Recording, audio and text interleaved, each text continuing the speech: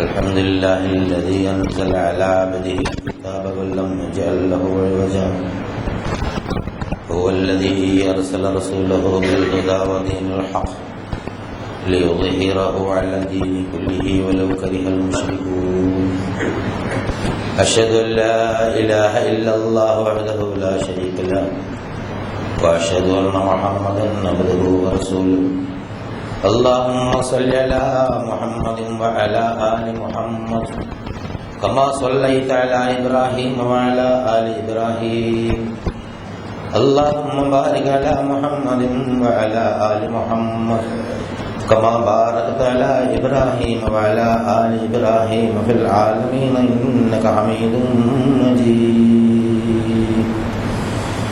أيها الإخوة الأحباء، أوصيكم وإياي أولا بتقوى الله. أعوذ بالله من الشيطان الرجيم. بسم الله الرحمن الرحيم. يا أيها الذين آمنوا اتقوا الله وقولوا قولا سديدا يصلح لكم أعمالكم ويغفر لكم ذنوبكم ومن يطع الله ورسوله فقد فاز فوزا عظيما. إنا عرضنا الأمانة على السماوات والأرض والجبال فأبين أن يحملنها وأشفقن منها وحملها الإنسان إنه كان ظلوما جهولا. ليعذب الله المنافقين والمنافقات والمشركين والمشركات ويتوب الله على المؤمنين والمؤمنات وكان الله غفورا رحيما. صدق الله العظيم.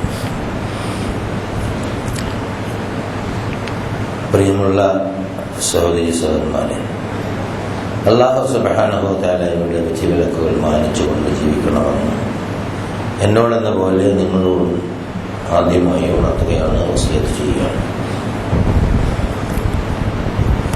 ഈ ജീവിതവും പ്രപഞ്ചവും അനാദികാലം മുതലേ ഉണ്ടായിരുന്നതല്ല. അല്ലാഹു സുബ്ഹാനഹു വ തആല ഒരു നിശ്ചിത പദ്ധതി അനുസരിച്ച് സ്വദേശം സൃഷ്ടിച്ചുണ്ടാക്കി സംരക്ഷിക്കുന്നതാണ്. ജീവിതത്തിന്റെ ആരംഭത്തെക്കുറിച്ച്, പ്രപഞ്ചത്തിന്റെ ഉൽപ്പത്തിയെക്കുറിച്ചൊക്കെ മനുഷ്യന്മാർ ഒരുപാട് പഠനം നടത്തിയിട്ടുണ്ട്. ഇന്ന് ഒരു എത്തും പിടിയും കിട്ടാത്ത അവസ്ഥയിലാണ് ആധുനിക ശാസ്ത്രകാരന്മാർ. ജീവനെക്കുറിച്ചോ മനസ്സിനെക്കുറിച്ചോ ആത്മാവിനെക്കുറിച്ചോ ഉള്ള പഠനത്തിന് മനുഷ്യന് സംതൃപ്തമായ ഒരു വ്യാഖ്യാനവും ഇതുവരെ കിട്ടിയിട്ടില്ല. നമ്മളൊക്കെ ഇവിടെ നിന്ന് ജീവിക്കുന്നു, ദൈനംദിന ഒരുപാട് അനുഭവങ്ങൾ അതുമായി ഇങ്ങനെ കഴിഞ്ഞുകൂടുന്നു. ഒരിക്കലും പ്രതീക്ഷിക്കാത്ത, പലപ്പോഴും പെട്ടെന്ന് തന്നെ മരണം നമ്മളെ പിടികൂടുന്നു, നമ്മൾ വേറെ ലോകത്തേക്ക് പോകുന്നു. ജീവിച്ചിരിക്കുന്ന ആളുകളുടെ ഇടയിൽ നിന്ന് ഹോസ്പിറ്റലിൽ ചെന്ന് പൊട്ടുപെടുന്ന, ജീവൻ നഷ്ടപ്പെടുമെന്ന് ഭയപ്പെടുന്ന ആളുകളെ സംബന്ധിച്ച് നമുക്ക് അങ്കലാപ്പും വേജാറും വേദനയൊക്കെ ഉണ്ടാകും. സ്വന്തം വീട്ടിൽ നിന്ന് ആളുകൾ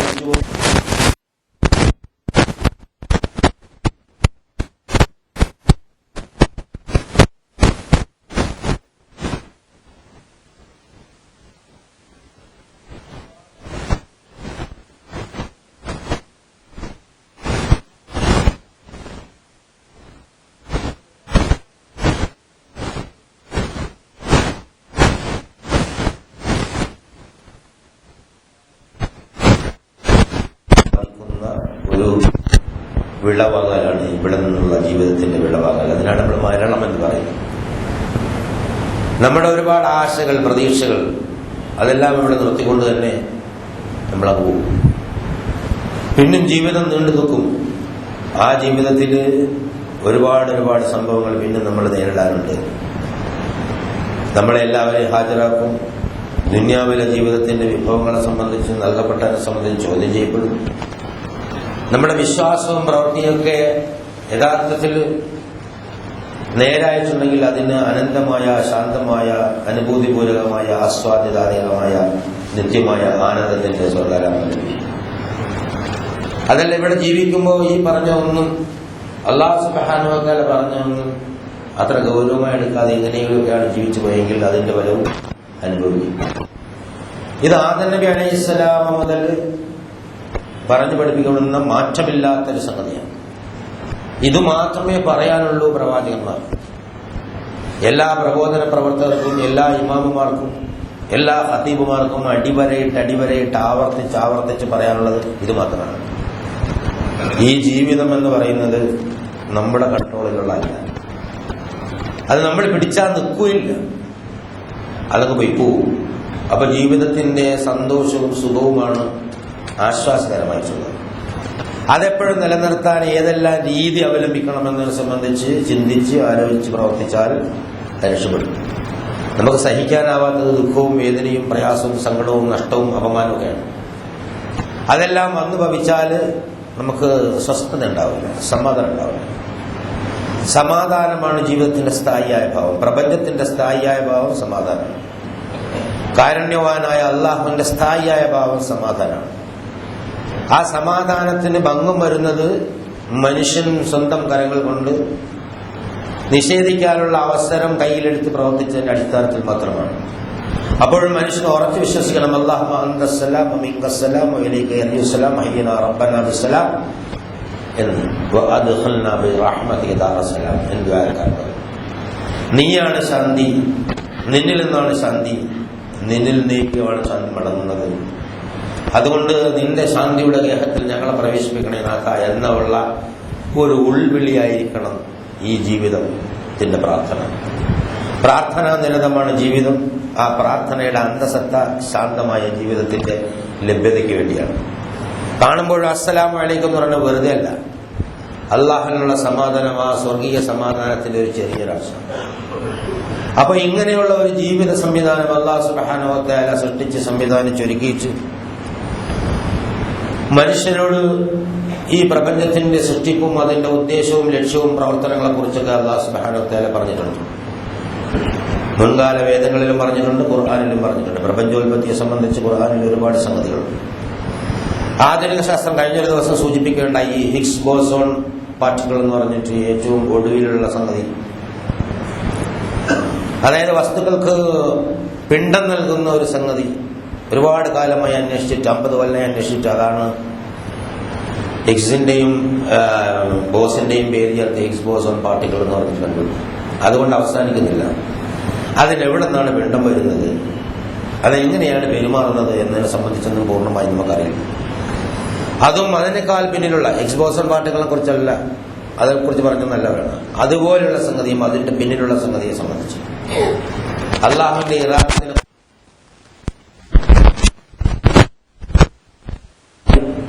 പരാമർശങ്ങൾ നടത്തുന്നു. ആധുനിക ശാസ്ത്രം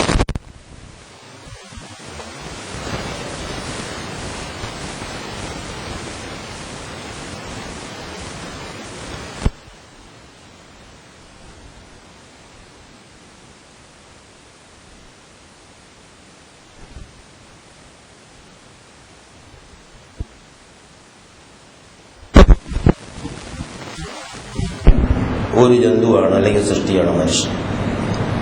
മനുഷ്യനോളം അല്ലാഹു സുബ്ഹാനഹു വ തആല ആദരിച്ച മറ്റൊരു സൃഷ്ടി പ്രപഞ്ചത്തിലുണ്ട് എന്ന് ഖുർആൻ കൊണ്ട് നമുക്ക് പറയാൻ പറ്റില്ല. കാരണം വലഖദ് കറംനാ ബനി ആദം, ആദമിന്റെ സന്താനങ്ങളെ നാം ബഹുമാനിച്ചിരിക്കുന്നു എന്നാണ് അല്ലാഹു സുബ്ഹാനഹു വ തആല. അപ്പൊ ആദമിന്റെ സന്താനങ്ങളായ മനുഷ്യന്മാർ അവരുടെ പെരുമാറ്റം, സ്വഭാവം, രീതി, അവരുടെ ജീവിതത്തിന്റെ നിയോഗം, ലക്ഷ്യം എന്നതിനെ സംബന്ധിച്ചും അവർക്ക് ജീവിക്കാനുള്ള ഈ പ്രപഞ്ചവും ഭൂമിയും ഇവിടുത്തെ കാടും പടലും മത്സ്യവും അതുപോലെയുള്ള സംഗതികൾ, അതിന്റെ സ്വഭാവത്തെ സംബന്ധിച്ചൊക്കെ വളരെ കൃത്യമായി മനസ്സിലാക്കാൻ സാധിക്കുന്ന പ്രതീകാത്മകമായ അതിമനോഹരമായ ഒരു ചിത്രീകരണം അല്ലാഹു സുബ്ഹാനഹു വ തആല ഖുർആനിലൂടെ നടത്തുന്നു. ആ ചിത്രീകരണം ആരംഭിക്കുന്നതിന് തൊട്ടു മുമ്പ് അല്ലാഹു സുബ്ഹാനഹു വ തആല സത്യവിശ്വാസികളെ വിളിച്ചുകൊണ്ട് പറയുകയാണ്, ചിത്രീകരണത്തിന്റെ യാഥാർത്ഥ്യം ബോധ്യമാകണമെങ്കിൽ അള്ളാഹുവിലുള്ള വിശ്വാസം ദൃഢീകരിക്കുകയും സൂക്ഷ്മത പാലിക്കുകയും വേണം. അതുകൊണ്ട് യാ അയ്യുഹല്ലദീന ആമനൂ, അല്ലയോ സത്യവിശ്വാസികളെ, സ്നേഹമസൃണമായ വിളിയാണ്. അല്ലയോ സത്യവിശ്വാസികളെ, യാ ബുനയ്യ, എൻ്റെ പ്രിയപ്പെട്ട മകനെ എന്ന് പറയുന്ന അതേ ടോണിലാണ് വിളിക്കുന്നത്. എൻ്റെ മോനെ ഇങ്ങോട്ട് വേണമെന്ന് പേരെടുത്ത് വിളിക്കാം. പക്ഷെ എൻ്റെ മോനെ എന്ന് വിളിക്കുമ്പോൾ പിതാവിന് മകനോടുള്ള വാത്സല്യം വാചകങ്ങളിലൂടെ ഒഴുകിയെത്തും. അതേപോലെ തന്നെയാണ് അറബി ഭാഷ. യാ അയ്യുഹല്ലദീന ആമനൂ, അല്ലയോ സത്യവിശ്വാസികളെ, തഖ്വല്ലാഹ്, നിങ്ങൾ അള്ളാഹുവിനെ സൂക്ഷിക്കുക. അള്ളാഹുവെ സംബന്ധിച്ചിടത്തോളം അവന്റെ ആ ഗാംഭീര്യം, അവന്റെ യാഥാർത്ഥ്യം അത് ഉൾക്കൊള്ളാൻ ശ്രമിക്കുക. ജീവിതത്തിന്റെ എല്ലാ മേഖലകളിലും അള്ളാഹുവിന്റെ നിയമനിർദ്ദേശങ്ങൾ നിങ്ങൾ പാലിക്കുക.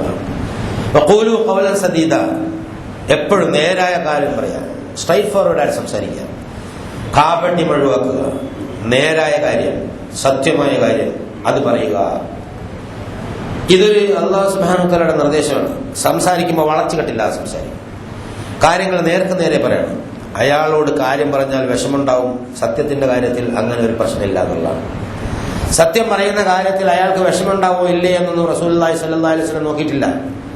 ഖുറൈശികളെ, നിങ്ങൾ ആരാധിക്കുന്ന ഈ ബിംബം അത് യാതൊരു തരത്തിലുള്ള വിളിച്ചാൽ കേൾക്കാത്ത, നിങ്ങൾ പറഞ്ഞാൽ അനുസരിക്കാത്ത, മിണ്ടാൻ കഴിവില്ലാത്ത വെറും കൽപ്രതിമകൾ മാത്രമാണ്. നിങ്ങളെ രക്ഷിക്കാനോ സഹായിക്കാനോ ഈ ബിംബങ്ങൾക്കാവില്ല. നിങ്ങൾ ആരാധിക്കുന്ന പാമ്പുകളോ, നിങ്ങൾ ആരാധിക്കുന്ന ജിന്നുകളോ, നിങ്ങൾ ആരാധിക്കുന്ന ആകാശത്തിലെ നക്ഷത്രങ്ങളോ നിങ്ങളെ സഹായിക്കാൻ പോകുന്നവയല്ല. അതുകൊണ്ട് അതൊക്കെ അള്ളാഹുവിന്റെ സൃഷ്ടികളാണ്. അള്ളാഹുവിനെ മാത്രം അവലംബമാക്കി ജീവിക്കുന്ന അത്തരം സൃഷ്ടികളെ വിളിച്ചിട്ട് നിങ്ങളുടെ ജീവിതം പഴക്കരുത്. നിങ്ങളെ സൃഷ്ടിച്ചത്, സംവിധാനിച്ച് വളർത്തിക്കൊണ്ടിരിക്കുന്നത് ഏകനായ അള്ളാഹു സുബ്ഹാനഹു വ തആലയാണ്. അതുകൊണ്ട് അവനോടാണ് നിങ്ങളുടെ ജീവിതത്തിന്റെ ആവശ്യങ്ങൾ ചോദിക്കേണ്ടത്. അവനെയാണ് നിങ്ങൾ ഭയപ്പെടേണ്ടത്. അവനിൽ നിന്നാണ് ശിക്ഷ വരുന്നത് നിങ്ങൾ ഭയപ്പെടേണ്ടത്. അവനിൽ നിന്നാണ് രക്ഷ വരുന്നത് നിങ്ങൾ പ്രതീക്ഷിക്കേണ്ടത്. അതാണ് തഖ്വ.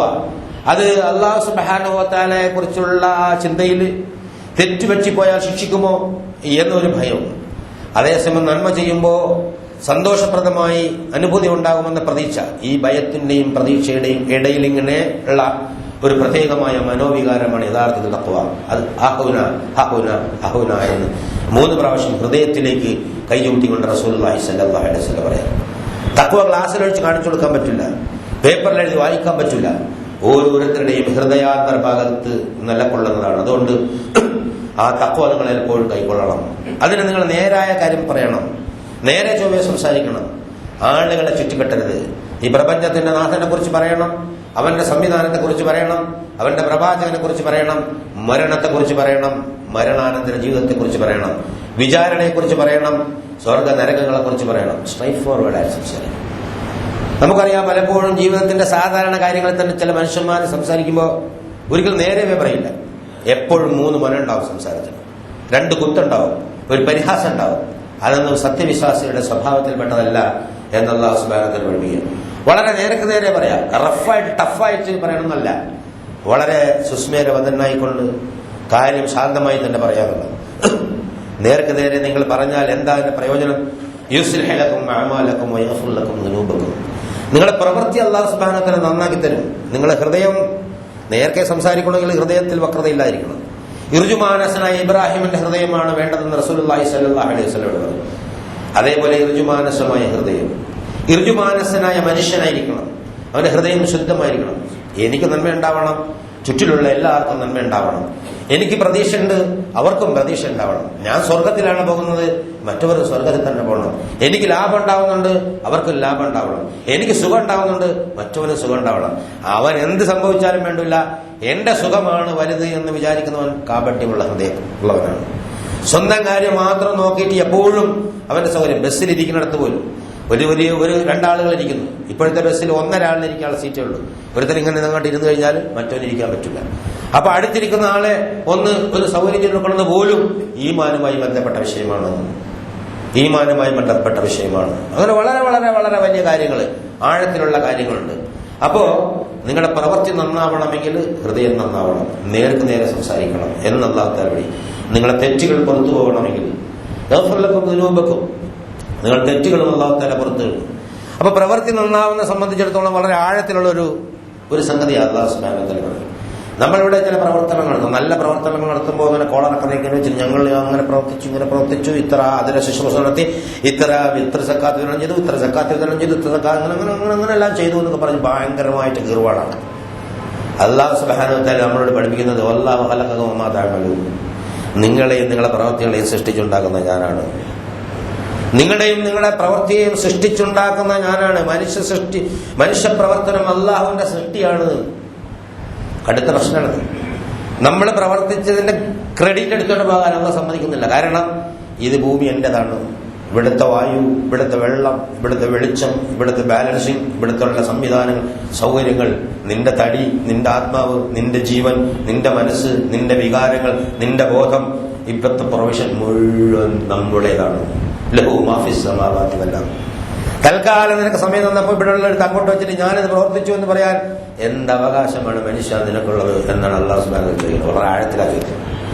അപ്പൊ ആരെങ്കിലും ഒരു നന്മ ചെയ്താൽ അള്ളാഹുവിനോട് ശുക്ർ ചെയ്യണം. എനിക്ക് ആ നന്മ ചെയ്യാനുള്ള തൗഫീഖ് അള്ളാഹു അനുഗ്രഹിച്ച് കരുണ ചെയ്ത് അരുളിയിരിക്കുന്നു എന്ന വികാരമായിരിക്കണം ഉണ്ടാവുക. അപ്പോഴേ നമുക്ക് നന്ദി ചെയ്യാൻ തോന്നുള്ളൂ.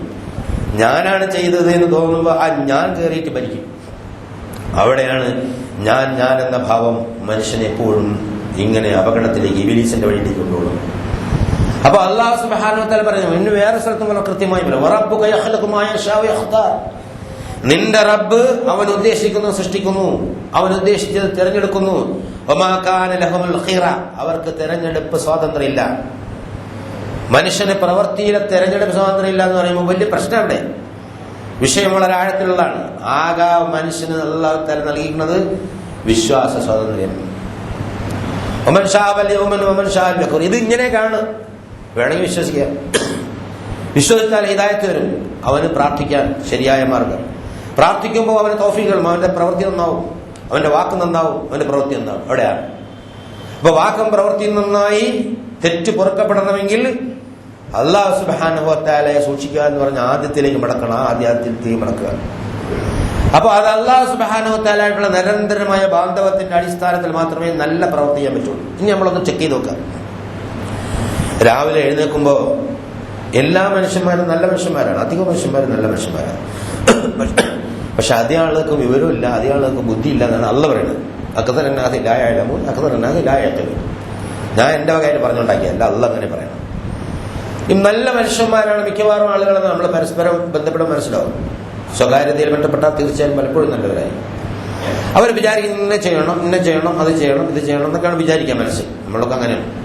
പക്ഷെ മണിക്കൂറുകൾ കടന്നു പോകുമ്പോൾ നമ്മുടെ പ്രവൃത്തി നമ്മൾ ഉദ്ദേശിച്ച കോലത്തിലില്ല.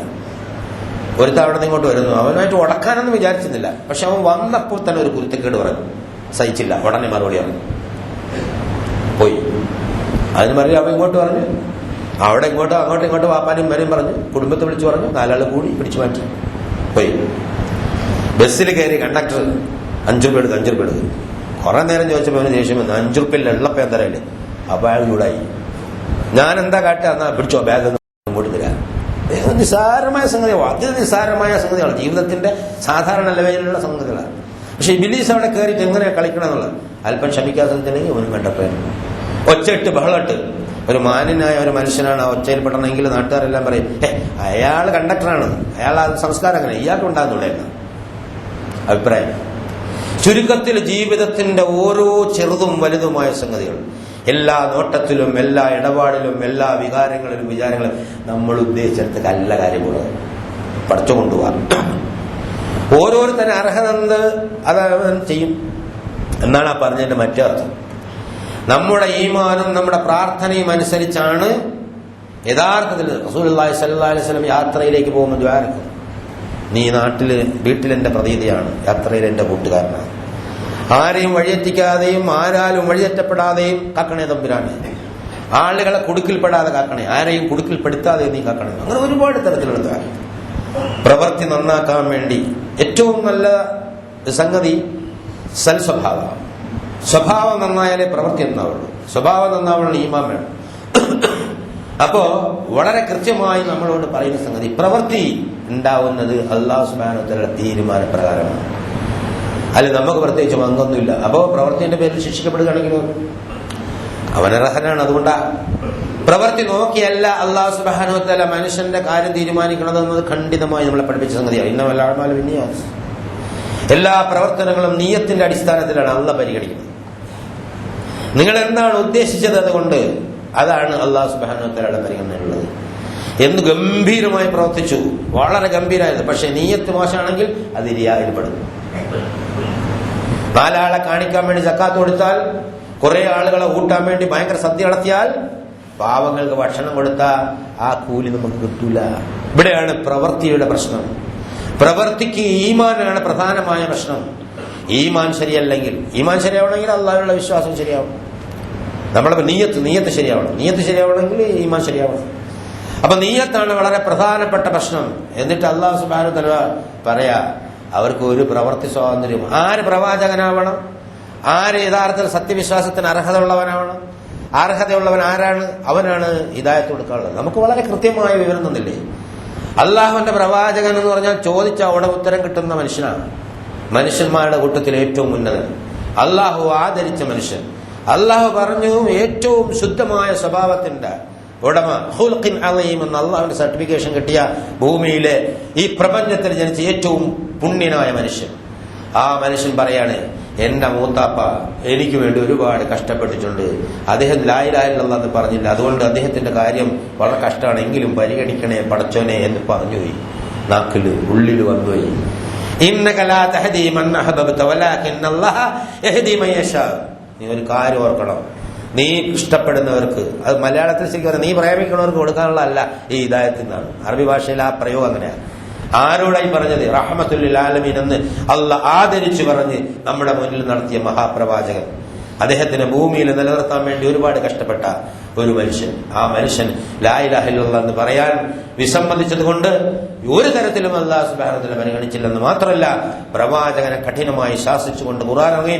അത് ലോകാവസാനം വരെ നമ്മളെല്ലാം ഓതാൻ അല്ലാഹു തആല നിർബന്ധിക്കുകയും ചെയ്തു. ഇന്നക ലാ തഹ്ദീ മൻ അഹ്ബബ്ത വലാകിന്നല്ലാഹ യഹ്ദീ മൻ യശാ. ഇവിടെ അള്ളയാണ് വിഷയം. അള്ളാഹ് ഒരുത്തന് ഹിദായത്ത് കൊടുത്താൽ അതിന് കാര്യം ഉണ്ടാവും. കാരണം അള്ളയാണ് അവനെ പഠിച്ചത്. അവന്റെ ഹൃദയങ്ങളുടെ ആന്തരാളങ്ങളിൽ നടക്കുന്ന വികാരങ്ങളെ സംബന്ധിച്ച്, വിചാരങ്ങളെ സംബന്ധിച്ച്, ചിന്തയെ സംബന്ധിച്ച്, ഉദ്ദേശത്തെ സംബന്ധിച്ച്, ലക്ഷ്യത്തെ സംബന്ധിച്ചൊക്കെ നല്ല ബോധമുള്ള സർവജ്ഞനായ രാജതമ്പുരാനാണ് അവന് ഹിദായത്ത് നൽകിയത്. ഒരുത്തനെ വലാലയത്തിലാക്കിയാൽ അവന് വലാലയത്തിൽ അർഹത ഉണ്ടെങ്കിൽ മാത്രമേ വലാലയത്തിലേക്ക് ഉള്ളൂ. അപ്പൊ തീരുമാനം നമ്മളാണ് എടുക്കേണ്ടത്. ഹിദായത്തിലാവണോ വലാലയത്തിലാവണോ എന്ന് ഓരോ വ്യക്തിയും എടുക്കണം. അതിനനുസരിച്ച് അതിനൊരു ഫ്രീ ചാൻസ്, ഒരു ഫ്രീ വില്ല്, ഒരു സ്വതന്ത്രാധികാരം അല്ലാഹു സുബ്ഹാനഹു വ തആല നമുക്ക് തന്നിട്ടുണ്ട്. വേറെ ഒന്നുമില്ല. എന്നിട്ട് മനുഷ്യന്റെയും മറ്റ് സംഗതികളുടെയും സൃഷ്ടികളുടെയും സ്വഭാവ വ്യത്യാസത്തെക്കുറിച്ച് വളരെ മനോഹരമായ ഒരു ചിത്രീകരണം. ഇന്ന അറദന അൽ-അമാനത അല السماوات والارض والجبال فابين ان يحملنها واشفقن منها وحملها الانسان انه كان ظلوما جهولا. അതായത് ഈ ആകാശഭൂമികളെ സൃഷ്ടിച്ചപ്പോൾ വസ്തുക്കളെല്ലാത്തിനെയും നിരത്തിയിട്ട് അല്ലാഹു സുബ്ഹാനഹു വ തആല അറദന അൽ-അമാനത, അതായത് അള്ളാഹു അവന്റെ ഒരു പ്രതിനിധിയായിട്ട് ഒരാളെ നിശ്ചയിക്കാൻ പോകുന്നത് സൃഷ്ടികളുടെ ഇടയിൽ നിന്ന്. എല്ലാ ആളുകൾക്കും ഈ ആകാശത്തിനും ഭൂമിക്കും ഗംഭീരങ്ങളായ സൃഷ്ടികളാണ് ആകാശഭൂമികൾ. ജിബാൽ എന്ന് പറഞ്ഞാൽ എത്ര വലിയ പർവ്വതം. മനുഷ്യനും പർവ്വതം തമ്മിൽ എന്തെങ്കിലും തല താരതമ്യമുണ്ടോ? മനുഷ്യൻ വളരെ ചെറിയതാണ്, പർവ്വതം വലുതാണ്, ആകാശം വലുതാണ്. അവരെല്ലാം നിരത്തിയിട്ട് അല്ലാഹു സുബ്ഹാനഹു വ തആല പറഞ്ഞു, ഇങ്ങനെ ഒരു ഉത്തരവാദിത്വമുണ്ട്, എന്നെ പ്രതിനിധീകരിക്കുക, എന്റെ നന്മയുടെ പ്രകാശനത്തിന് വേണ്ടി ഭൂമിയിലേക്ക് പോകാൻ എന്റെ പ്രതിനിധിയാവാൻ തയ്യാറുണ്ടോ എന്ന് ചോദിക്കുകയാണ് അവരോട്.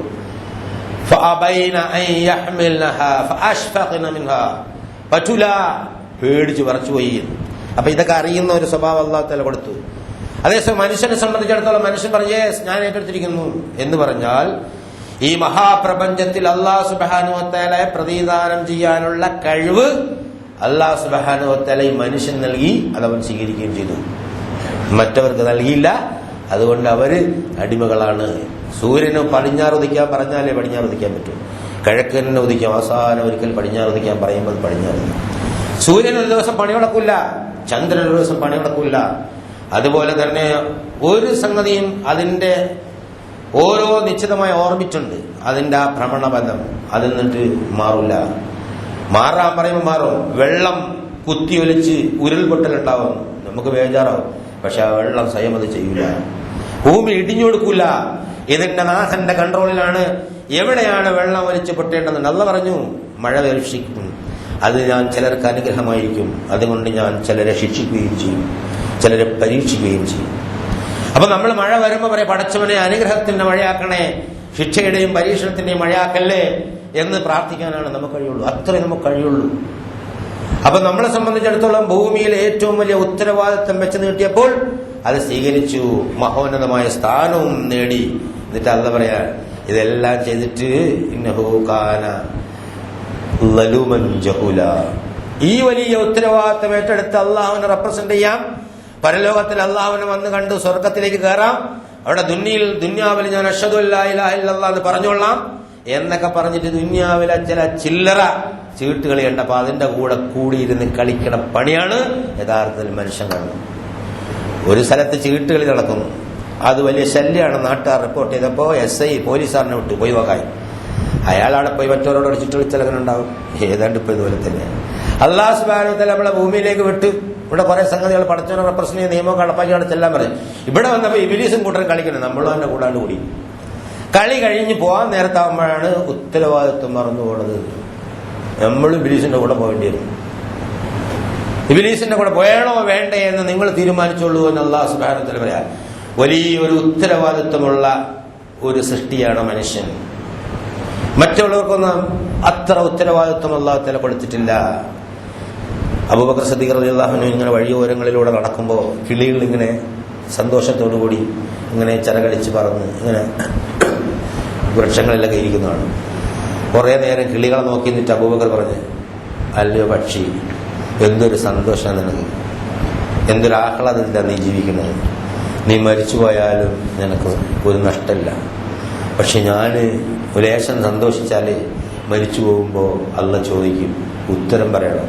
സ്വർഗം കിട്ടുന്നത് വരെ എൻ്റെ കാര്യം പോക്കാം, എൻ്റെ കാര്യമല്ല മനുഷ്യരുടെ. പക്ഷെ നിന്റെ ജീവിതം എത്ര രസകരമാണ്, എത്ര മനോഹരമാണ്. ഈ മനുഷ്യന്റെ ജീവിതം എത്ര ബേജാറ് പിടിച്ചതാണ്, എത്ര ദുഃഖപൂർണമാണ് എന്നൊക്കെ അദ്ദേഹം ഒരു കവിതാ രൂപത്തിൽ പാടി. നമ്മൾ ആലോചിച്ച് നോക്കുക, ഓരോരുത്തരും നമ്മുടെ ഹൃദയത്തിൽ വിശ്വാസമാണെങ്കിൽ ഒരു പിടപ്പുണ്ടാവും. സ്വർഗം കിട്ടിയെന്ന് പറയാൻ പറ്റും. സ്വർഗത്തിൽ കാല് വെച്ചെന്ന് പറയാൻ പറ്റും. ഏത് നിമിഷമാണ് എത്ര വലിയ ഹോജയായാലും ഇബ്ലീസ് വന്ന് പിടിക്കണത് എന്നുള്ള അറിയില്ല. കാക്കണേ തമ്പുരാനെ എന്ന് പ്രാർത്ഥിക്കല്ലാതെ മറ്റു മാർഗമില്ല. അപ്പൊ സസൂക്ഷ്മമായി അള്ളാഹുവിനെ സൂക്ഷിച്ചുകൊണ്ട് അവന്റെ ഉത്തരവാദിത്വം, അള്ളാഹുവിന്റെ ഖലീഫ എന്ന, അള്ളാഹുവിന്റെ പ്രതിനിധി എന്ന ഉത്തരവാദിത്വം നിർവഹിക്കാനാണ് മനുഷ്യൻ ശ്രമിക്കേണ്ടത് എന്നാണ് ഈ ചിത്രീകരണത്തിലൂടെ അള്ളാഹു സുബ്ഹാനഹു വ തആല പറയാം. ليعذب الله المنافقين والمنافقات والمشركين والمشركات ويتوب الله على المؤمنين والمؤمنات وكان الله غفورا رحيما. ഈ ഉത്തരവാദിത്തം ഏൽപ്പിച്ചതിന് വേറൊരു ഇതുകൊണ്ടുണ്ട്. ഇത് വിശ്വസിച്ച് പ്രവർത്തിക്കുകയാണെങ്കിൽ അവന്റെ തെറ്റുകളൊക്കെ പുറത്തു പോകും. ഗഫൂർ റഹീമാണ്. വിശ്വസിച്ചു എന്ന് പറഞ്ഞ് കാപ്പട്ടി കാണിക്കണമെങ്കിൽ يعذب الله المنافقين والمنافقات والمشركين والمشركات ويتوب الله على الذين آمنوا. അതായത് അള്ളയാണ് സത്യം, യാഥാർത്ഥ്യമെന്ന മനുഷ്യ മനസ്സിന്റെ അടിസ്ഥാന പ്രകൃതത്തിന് വിരുദ്ധമായി വേറെ ഏതെങ്കിലും ജീവിച്ചിരിക്കുന്നവരോ മരിച്ചവരോ സംവിധാനങ്ങളോ സൗകര്യങ്ങളോ പണമോ സ്വന്തം എങ്ങനെ ഏതായാലും രക്ഷിക്കുമെന്ന് വിചാരിച്ചിട്ട് അതിന്റെ പിന്നാലെ പോയി അതൊക്കെ ശിർക്കാണ്. എന്ന് പറയും. സത്യവിശ്വാസികളുടെ ഇടയിൽ മുശ്രിക്കുകൾ ഉണ്ടെന്ന് പറഞ്ഞാൽ വലിയ ബുദ്ധിമുട്ടാണ്. അല്ല പറയണ അങ്ങനെയാണ്.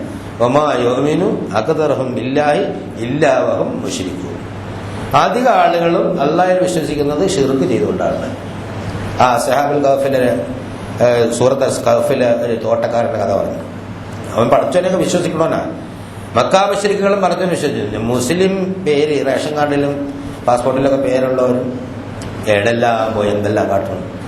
അതൊന്നും അല്ലാഹു സുബ്ഹാനഹു വ തആല സ്വീകാര്യമല്ല എന്ന് കൃത്യമായി അല്ലാഹു സുബ്ഹാനഹു വ തആല പറഞ്ഞു. എന്തിന്റെ പേരിലായാലും സ്വീകാര്യമല്ല. ഏകനായ അള്ളാഹു അടിസ്ഥാനപരമായ പ്രപഞ്ചത്തിന്റെ യാഥാർത്ഥ്യമാണ് തൗഹീദ്. അതൊരു സയൻസാണ്, തത്വമാണ്, യാഥാർത്ഥ്യമാണ്, ജീവിതമാണ്, പരമയാഥാർത്ഥ്യം. അതിന്റെ അപ്പുറം അസത്യമല്ലാതെ മറ്റൊന്നുമില്ല. ഈ പ്രപഞ്ചം സൃഷ്ടിച്ചിരിക്കുന്ന പച്ച യാഥാർത്ഥ്യമാണ് ഈ തൗഹീദ്. അതിൽ അല്ലാഹു സുബ്ഹാനഹു വ തആലയിലേക്ക് അടുത്ത് ശക്തി സംഭരിച്ച് അവന്റെ പ്രാതിനിധ്യം പൂർത്തീകരിച്ച് മടങ്ങാൻ. അതൊക്കെ ഞാൻ അതിന്റെ കൂടെയാണെന്ന് പറഞ്ഞിട്ട് നിഫാഖ് കാണിച്ചാൽ നിങ്ങളെ പഠിച്ച് ശിക്ഷിക്കും, കുഫ്ർ കാണിച്ചാൽ ശിക്ഷിക്കും, ഷിർക്ക് കാണിച്ചാൽ ശിക്ഷിക്കും. അതേസമയം വിശ്വസിച്ചിട്ട് എന്തെങ്കിലുമൊക്കെ തകരാറ് വന്നാൽ അള്ളാഹുവിന്റെ പുറത്ത് വിശ്വാസിക്ക് എന്നും വളരെ ആഹ്ലാദകരമായ ഉന്നതമായ നിലയിലുള്ള ആത്മവിശ്വാസം നൽകിക്കൊണ്ടാണ് ഖുർആന്റെ ഓരോ ആയത്തുകളും ഇങ്ങനെ കടന്നുപോയിക്കൊണ്ടിരിക്കുന്നത്. സത്യനിഷേധിയെ ഭയപ്പെടുത്തുമ്പോഴും വിശ്വാസിക്ക് അതിന്റെ പിന്നിൽ ഒരു ആഹ്ലാദത്തിന്റെ ആവശ്യമുണ്ട്. നെഗറ്റീവ് എനർജി റിലീസ് ചെയ്ത് കഴിഞ്ഞാൽ ആളുടെ ക്ഷീണം ബാധിക്കും. ശാന്തിനീയ ശാസ്ത്രത്തിലുള്ള സംഗതിയാണ്.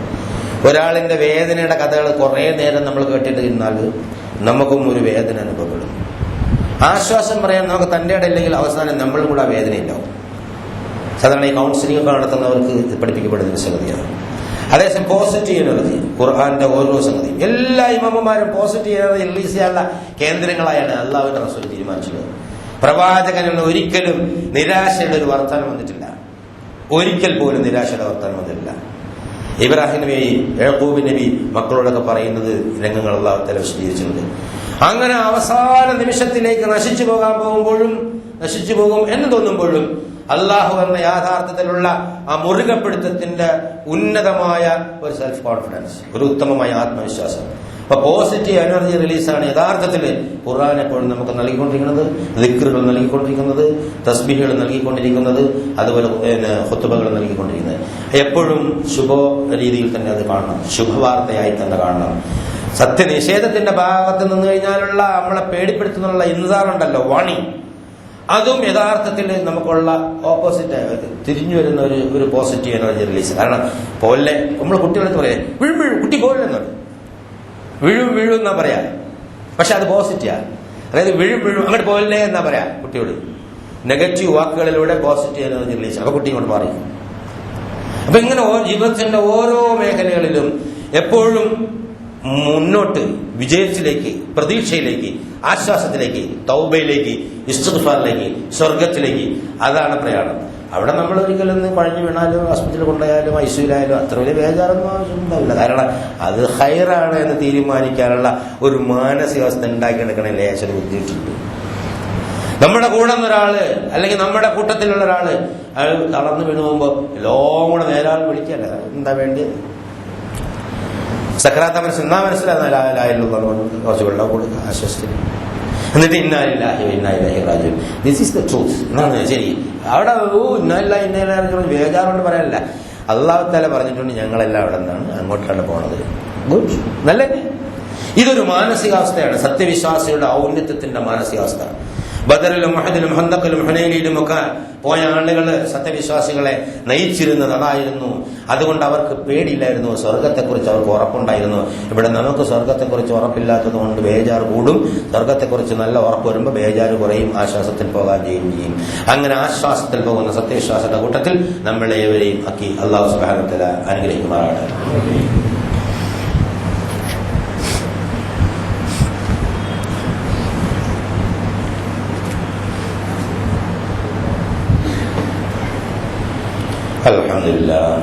الحمد لله حمدا كثيرا طيبا مباركا ينبغي لجلال وجهه وعظيم سلطانه. سبحانك لا نحصي ثناء كما اثنيت نفسه لك الحمد حتى ترضى. اللهم صل على محمد وعلى ال محمد كما صليت على ابراهيم وعلى ال ابراهيم في العالمين انك حميد مجيد. أيها الإخوة الأحباء أوصيكم وإياي ثانيا بتقوى الله. പ്രിയമുള്ള സഹോദരി സഹോദരന്മാരെ, ഒരിക്കൽ കൂടി അല്ലാഹു സുബ്ഹാനഹു വ തആലയുടെ വിധിവിലക്കുകൾ മാനിച്ചുകൊണ്ട് ജീവിക്കണമെന്ന് എന്നോടെന്ന പോലെ നിങ്ങളോട് ഉണർത്തുകയാണ്, വസിയത്ത് ചെയ്യുകയാണ്.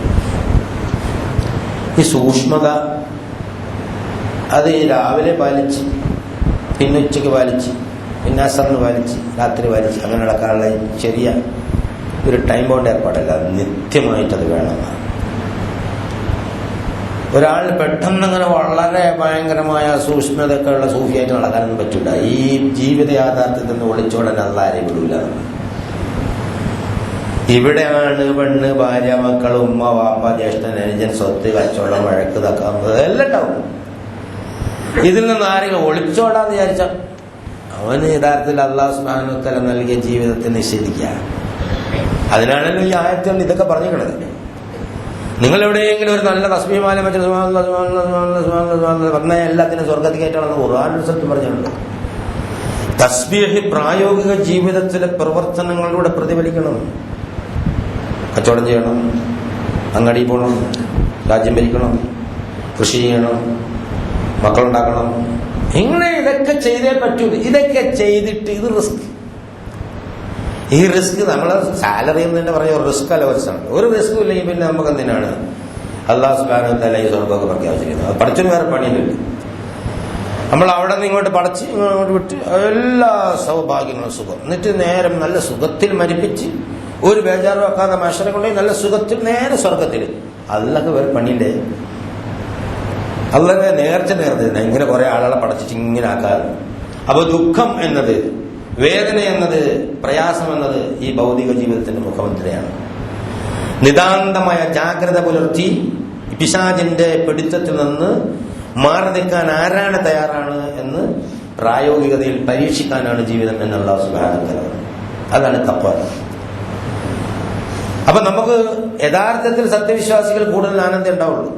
എങ്ങനെ വെച്ചാല് ഒരു ദുഃഖം വരും, ബേജാറ് പടച്ചവനാണ് ദുഃഖമായി, അപ്പൊ സന്തോഷം വന്നു. അള്ളാഹുവിന്റെ പ്രവാചകൻ പറഞ്ഞു, പടച്ചവനെ ഈ സന്തോഷത്തിന് ശേഷം വരുന്ന ദുഃഖത്തെക്കുറിച്ച് ഞാൻ കാവല ചോദിക്കും. അപ്പോഴതാ പറഞ്ഞത്, വല്ലാത്തൊരു പ്രാർത്ഥനയാണ് പ്രവാചകന്റെ പ്രാർത്ഥന. ഇപ്പൊ എനിക്ക് സന്തോഷമാണെന്ന് ഹാ ഹാ എന്ന് പറഞ്ഞ് ആഹ്ലാദിക്കാനല്ല പറഞ്ഞത്. ഇപ്പൊ എനിക്ക് സന്തോഷമാണ്, ഈ സന്തോഷത്തിന് ദുഃഖം വരാൻ സാധ്യതയുണ്ട് എന്ന് നിന്റെ സിസ്റ്റം അനുസരിച്ച് എനിക്കറിയാം. അന്നേരം ഞാൻ തകർന്നു പോകാതെ എന്നെ പിടിച്ചു നിർത്തണേ തമ്പുരാനെ. ഈ അഭിമാനത്തിന്റെ കാര്യം വലിയ വലിയ വിഷയമാണ്. അള്ളാഹുവെ എന്റെ കാര്യങ്ങൾ ഞാൻ ആരോടെങ്കിലും ചെന്ന് ചോദിക്കുക, ഓൻ സഹായിച്ചിട്ട് ഞാൻ ജീവിക്കാം, എന്നിട്ട് അവൻ നിനക്കെതിരായി ചെയ്യുമ്പോൾ ഞാൻ അവനെ പിന്തുണയ്ക്കുക, സപ്പോർട്ട് ചെയ്യുക. അങ്ങനെ ഒരു അവസ്ഥ നീ എനിക്ക് വെക്കല്ലേ റബ്ബേ. എന്തൊരു ദ്വാണ്! അതായത് സത്യം പറയാൻ തടസ്സമുണ്ടാക്കുന്ന ഒരു ജീവിതായോധനങ്ങളും എനിക്ക് നീ നൽകല്ലേ തമ്പുരാനെ. റബ്ബേ, ഒരു ദിവസം നല്ല സുഭിക്ഷമായ ഭക്ഷണം കിട്ടിയാൽ മറു ദിവസം അത്ര വേണമെന്നില്ല, എനിക്ക് വിശപ്പടക്കം കിട്ടിയാൽ മതി. ഒരു ദിവസം നല്ല ഭംഗിയായി ഉറങ്ങിയാൽ അടുത്ത ദിവസം കുറെ ഇബാദത്ത് എടുക്കാണ്ട് ഉണർന്നിക്കാനും എനിക്ക് തൗഫീഖ് കിട്ടണേ തമ്പുരാനെ. അങ്ങനെ സുഖത്തിലും ദുഃഖത്തിലും, ദുഃഖം, വേദന, പ്രയാസം, രോഗം, കഷ്ടപ്പാടുകള്, ഇത് സവാബ് കിട്ടുന്നതാണ് എന്ന് സഹിച്ചാസ്വദിക്കാനുള്ള ഒരു പ്രത്യേകമായ ഒരു കഴിവ് മനുഷ്യനുണ്ടാവണം. നബി അയ്യൂബ് നബിയുടെ ജീവിത ചരിത്രത്തിലൂടെ നമുക്ക് കാണിച്ചിരുന്നു. യൂനുസ് നബിയുടെ ജീവിത ചരിത്രത്തിലൂടെ കാണിച്ചിരുന്നു. യൂനുസ് നബിയുടെ കഥ വെറുതെ ആയിട്ട് പറഞ്ഞു കൊടുക്കല്ല. അള്ളാഹുവിന്റെ റസൂല് സത്യം പറഞ്ഞപ്പോ മറ്റുള്ളവർ പീഡിപ്പിച്ചു. അപ്പൊ വേദന അനുഭവപ്പെട്ടു, ദുഃഖം അനുഭവപ്പെട്ടു. ഞാൻ ഈ മനുഷ്യന്മാർക്ക് നന്മ പറഞ്ഞു കൊടുക്കും, അവരാണെങ്കിൽ എന്നെ കല്ലെറിയുന്നു, എന്നെ പിരാന്തനെ തൊഴി. സാഹിറുണ്ടാവും മജ്നൂൻ. നബിക്ക് ഏറ്റവും പ്രയാസമുള്ളതായിരുന്നാണ് ഈ സാഹിർ, അതായത് ഈ ജോത്സ്യൻ, പിരാന്തൻ. ഈ രണ്ടാളുകളോട് നബിക്ക് ഭയങ്കര വെറുപ്പായിരുന്നു. നബി ആ പേര് അറിഞ്ഞ് എന്നെ വിളിച്ചു. മുൻ സാഹിറാണ്, മജ്നൂനാണ്. അപ്പോഴൊക്കെ അല്ലാഹ് സാന്ത്വന ഗീതം ഓതി കൊടുക്കുക. നിന്റെ മുന്നിലൊരു സഹോദരൻ ഉണ്ടായിരുന്നു യൂനുസ്, ഓന് ചൂടായിട്ടും കയറിപ്പോയപ്പോ ഞാൻ പിടിച്ച് വെള്ളത്തിട്ടു. അതുപോലെ ഈ അവന്റെ നീ ആ മത്സ്യത്തിന്റെ മത്സ്യക്കാരനെ പോലെ ആവല്ലേ. നിന്റെ മുന്നിൽ വേറൊരു സഹോദരൻ ഉണ്ടായിരുന്നു അയ്യൂബ്, അവൻ നിന്നെക്കാൾ ക്ഷമയായിരുന്നു മുഹമ്മദേ. ഒരുപാട് കഷ്ടനഷ്ടങ്ങൾ വന്ന് ഒറ്റയ്ക്കായി പോയപ്പോഴും അവൻ വിളിച്ചലറിയുന്നില്ല. അന്നീ മസ്സനി എനിക്കൊരു നുറ് ബാധിച്ചിരിക്കുന്നു, നീ കാരുണ്യവാനിൽ കാരുണ്യവാനാണ് എന്ന് പറഞ്ഞ് അവൻ എന്തൊക്കെ ഉണ്ടായിരുന്നു അതിന്റെ ഇരട്ടി ഞാൻ കൊടുത്തു. അതായത് ഇബാദത്ത് എടുക്കുന്നവർക്ക് അയ്യൂബിൽ ഒരു മാതൃകയുണ്ട്. ഇപ്പൊ പ്രയാസങ്ങൾ വരുമ്പോ, ദുഃഖങ്ങൾ വരുമ്പോ, വേദനകൾ വരുമ്പോ വഴിതെറ്റിപ്പോണ്ട, സ്ട്രൈറ്റ് ഫോർവേഡ് ആയിട്ട് തന്നെ നീങ്ങാം. എപ്പോഴും അല്ലാഹുവിന്റെ സഹായം ഉണ്ടാവും എന്ന് അല്ലാഹു വാഗ്ദാനം ചെയ്യുന്നു. ഇതിൽ വിശ്വസിച്ചുകൊണ്ട് ആശ്വസിക്കാം, തള്ളിക്കളഞ്ഞുകൊണ്ട് ഈ വേദനയെല്ലാം സഹിക്കുകയും നരകത്തിലേക്ക് പോവുകയും ചെയ്യാം. അവനവൻ മാത്രമേ സഹായമുള്ളൂ. ഒരു ഉമ്മയും ഒരു വാപ്പയെ സഹായിക്കില്ല, ഒരു ഭാര്യയും ഒരു ഭർത്താവിനെ സഹായിക്കില്ല, ഒരു നേതാവും ഒരു അനുയായിയെ സഹായിക്കില്ല, ഒരു സഹോദരനും ഒരു സഹോദരിയെ സഹായിക്കില്ല. എല്ലാവരും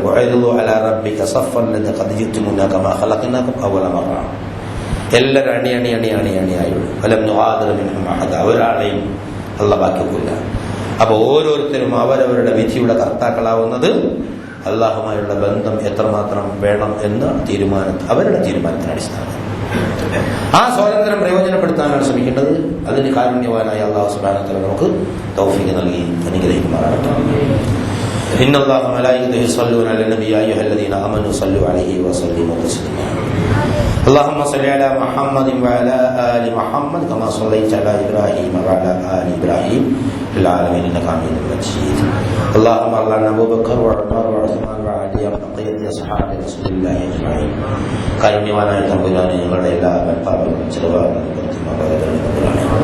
ഞങ്ങളുടെ മാതാപിതാക്കന്മാർക്കും ഉസ്താദന്മാർക്കും ബന്ധുമിത്രാദികൾക്കും സഹോദരങ്ങൾക്കും സുഹൃത്തുക്കൾക്കും നാട്ടാർക്കും മുഴുവൻ സത്യവിശ്വാസികൾക്കും മുൻകാല സത്യവിശ്വാസികൾ ഈ പുറത്തും അപാകത്തരുടെ റഹ്മാനായ തമ്പുരാനെ, പ്രയാസങ്ങൾ അനുഭവിക്കുന്ന, വേദനകൾ അനുഭവിക്കുന്ന, ദുഃഖങ്ങൾ അനുഭവിക്കുന്ന ഒരുപാട് ആളുകൾ നമ്മുടെ ചുറ്റിലുണ്ട്. അവരുടെ എല്ലാ പ്രയാസങ്ങളും മറ്റുള്ളവരുടെ തമ്പുരാനെ, അല്ലാഹുവേ, ആശുപത്രികളിൽ വേദനയോട് മല്ലടിച്ചുകൊണ്ട് കിടക്കുന്ന ഒരുപാട് മനുഷ്യന്മാരുണ്ട്.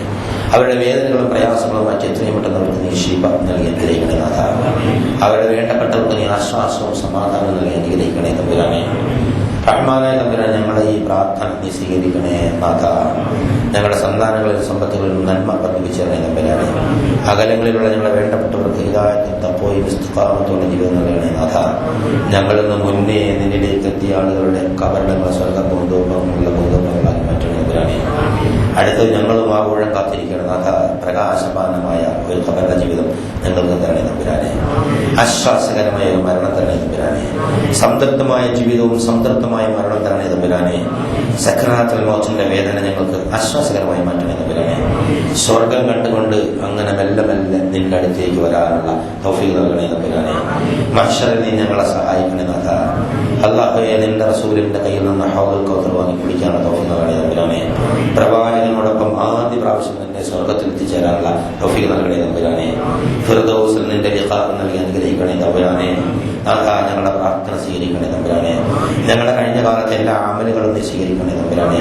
അപാകതകൾ നീ പരിഹരിക്കുകയും തെറ്റുകൾ പൊറുക്കുകയും അമലുകൾ സ്വീകരിക്കുകയും ചെയ്യണേ തമ്പുരാനെ. നോമ്പിലും അല്ലാത്ത ദിവസങ്ങളും ചെയ്ത സദഖകളും അതുപോലെ മറ്റ് അമാലുകളും നീ സ്വീകരിക്കണേ നാഥ. തമ്പുരാനെ, ഞങ്ങളുടെ എല്ലാ പ്രാർത്ഥനകളും നീ സ്വീകരിക്കണേ തമ്പുരാനെ. അവസാന നിമിഷം വരെ നിന്നെ ഓർത്തുകൊണ്ട് ജീവിക്കാനുള്ള തൗഫീഖ് നൽകണേ തമ്പുരാനെ. പിശാചിന്റെ ശറുകളിൽ നീ കാത്തുരക്ഷിക്കണേ നാഥ. اللهم اغفر للمؤمنين والمؤمنات والمسلمين والمسلمات والأحياء منهم والأموات. اللهم أعز الإسلام والمسلمين. اللهم أعز الإسلام والمسلمين. اللهم أعز الإسلام والمسلمين. اللهم انصر أعمال المجاهدين في كل أماكن الأرض يا أرحم الراحمين. ربنا تقبل منا دعانا وتب علينا إنك أنت التواب الرحيم. وآخر دعوانا الحمد لله رب العالمين.